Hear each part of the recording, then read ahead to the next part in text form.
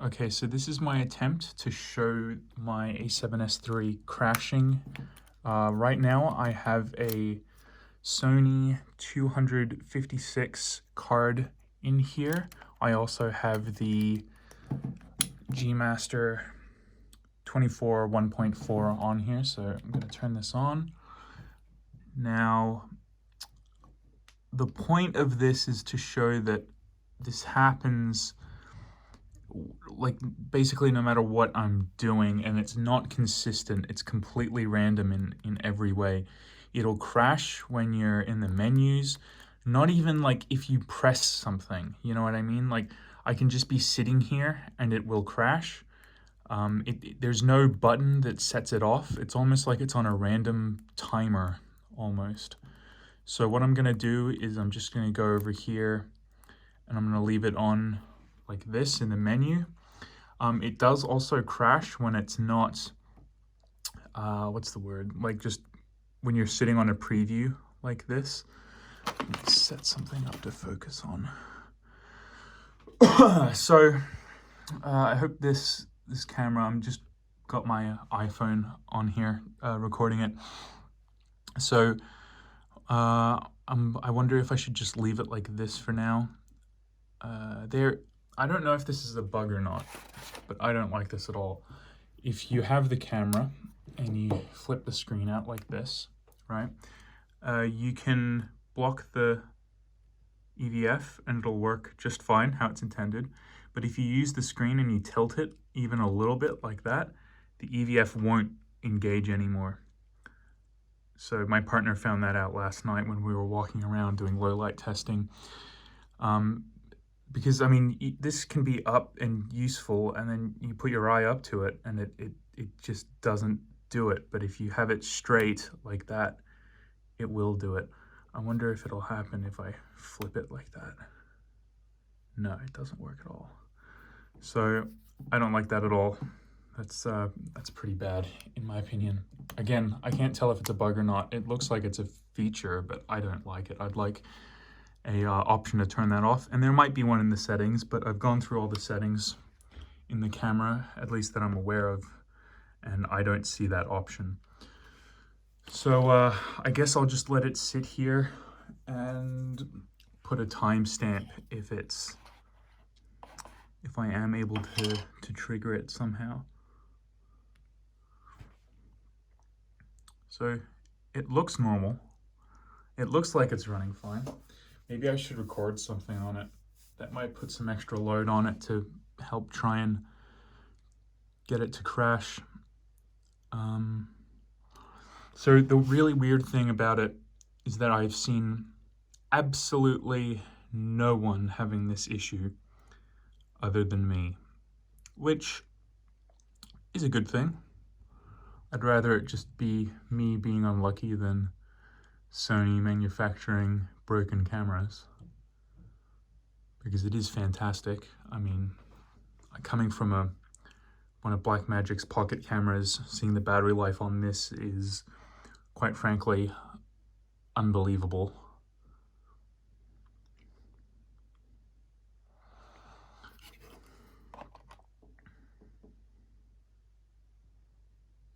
I have it set to responsive, so there's not a lot of light in here. But as you can see, like, it works fine. I've got the settings to be too quick.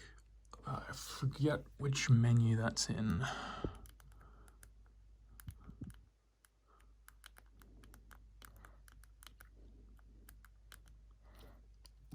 Let's try it again.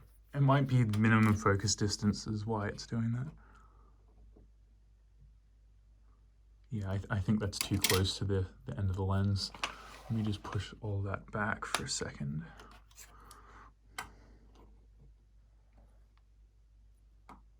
See? Perfect.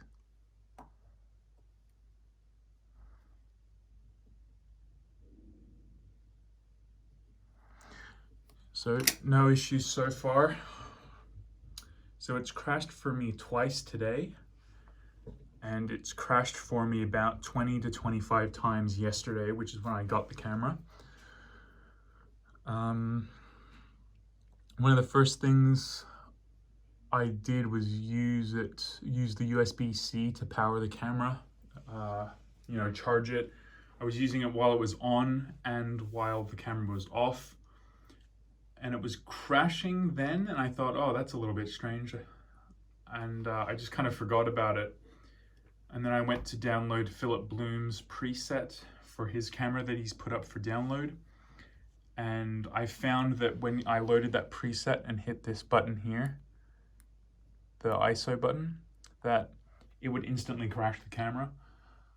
I thought that it might just be his preset that's done that, like there's something wrong with presets, but again, I've looked online, I started a thread on Reddit, and people who said that they've used presets and it's been totally fine.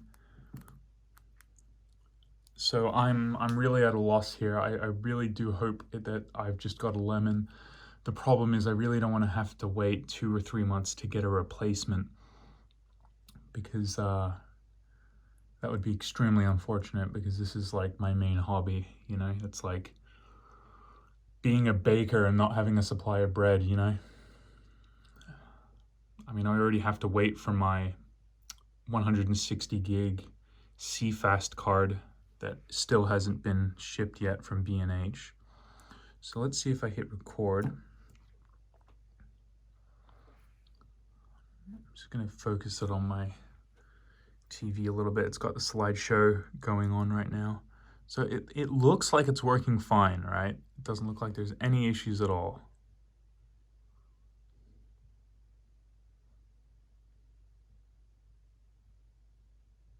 Perfect.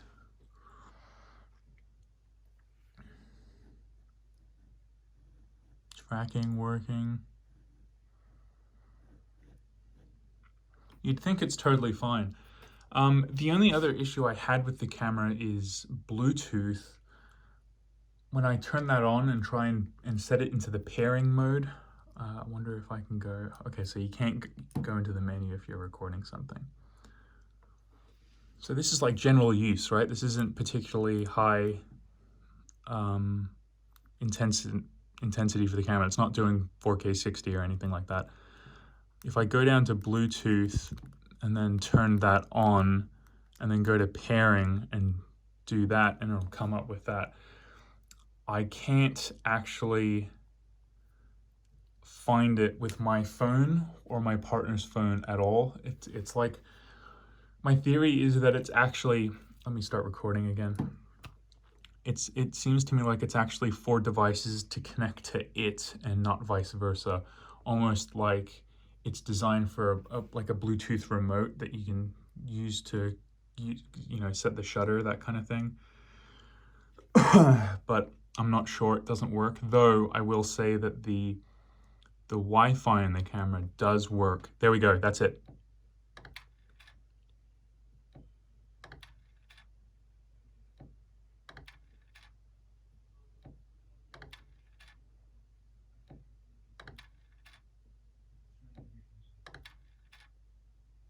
So that was it.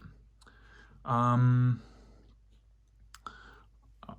guess I should execute. Sure, I don't really care. I will note that you always lose the footage. I've never been able to recover any of it. Whatever you're recording at that moment is lost.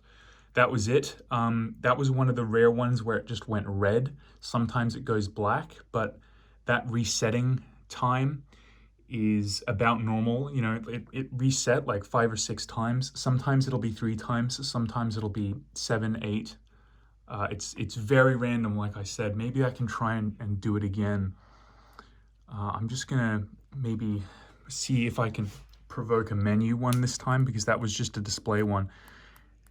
Again, it looks like it's totally fine, like there's no issues whatsoever with it, but it just doesn't, it does it completely randomly. There's no button to hit. There's no, oh, it happens exactly 5 minutes after you turn the camera on. It's not an overheating problem. I'm holding it right now and it feels exactly like it did before I recorded anything. So it's totally bizarre. It's got to be something like the CPU is, I don't know how it would work. It's almost like one of my hobbies is overclocking computer components. So it's almost like it's trying to do something like, I'm just speculating, coming up with garbage right now, but it's like it wants to get to its maximum gigahertz frequency. So it's like trying to do 3.2, and it decides, hey, you know what? I'm cool enough right now. Let me try and do 3.3, but the software just doesn't do it. Or look, I don't know. This is so totally random and just horrible, to be honest, because I've been waiting for this camera for 4 years, only to get one that doesn't work right. And that's the really crap thing, to be honest. It's that it's, okay, there we go.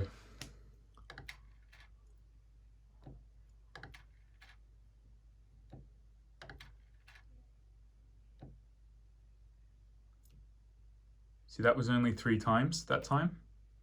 And now it's completely off. Okay, I've turned the off button, turned it back on. So that time it was a black screen one. I don't think, see, now I'm back at the Bluetooth page. So it will have forgotten that I turned the higher heating intensity on. I forgot where it was. Operation, maybe. We'll see if it happens again. So I can prove that it wasn't that setting that I turned on. See, it's back at standard now. So I'm going to turn that on high. Right, all good. No crash. Now just go back, working fine. See, it's not that option that I just turned on. That's what I thought on the first day, that it was just one setting that I had done to trigger it, but it wasn't. So I'm recording now. It's completely random in how it works, which is a programmer's worst nightmare. I have experience with programming, so I really wouldn't know where to start with something like this because it is just so random. There's no Konami code you can put into this thing to try and get it to crash immediately. Again, like, it's still stable. I changed the setting. It's still stable right now. It's working.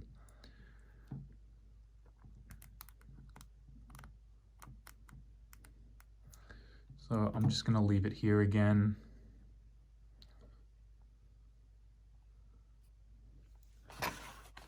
See if I can just get it to... So like I was saying, the annoying part is that it works completely fine until it crashes. You know, there's no, oh, the face auto detect doesn't work on this camera. Like, you know, there's no bug like that. It's just that it will randomly crash. That's it. That's the only part of this camera I've found so far like that. That's not speaking of, you know, features I wish there were. For example, shutter angle. This is so annoying. I mean, the GH5 had it. Come on, guys. Honestly, how difficult is it to change the math, right? Because all it is, instead of 1 over whatever you set it to, it would just be your frame rate over whatever you'd set it to in percent, or not percent, in degree. There we go. There's another one. Totally random. That's 2, 3, 4, 5. Yeah, it won't recover anything though. I can try and pull it up.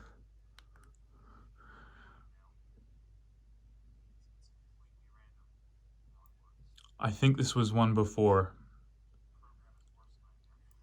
So the one I just recorded was more than a minute, I think, and this is only like 16 seconds or something. So there you go. That's my example.